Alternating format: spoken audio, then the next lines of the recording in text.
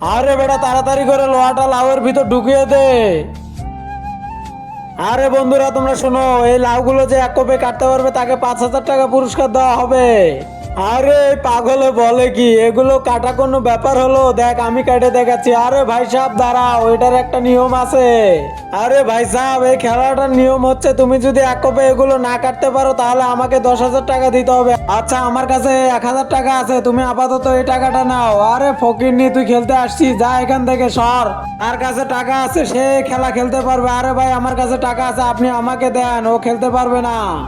আমি এক্ষুনি এক কোপে এগুলো কেটে দেখাচ্ছি। আরে এই তো মেরে দিলাম। আরে এগুলো তো কাটলো না এক কোপে, ব্যাপার কি? আরে আমি আগেই জানতাম তুই এগুলো কাটতে পারবি না, তুই হেরে গেছিস। তাড়াতাড়ি টাকা বের কর। আচ্ছা ঠিক আছে ভাই, আমি টাকা দিচ্ছি, এই যে আপনার টাকা। আর কেউ কি আসো এই খেলাটা খেলতে চাও? যদি খেলতে চাও তাহলে আমাকে বলো। আরে বন্ধুরা, এরপর কি হয়েছিল তোমরা যদি এটা দেখতে চাও তাহলে অবশ্যই চ্যানেলটিকে সাবস্ক্রাইব করে দাও আর কমেন্টে লিখে যাও পার্ট 2।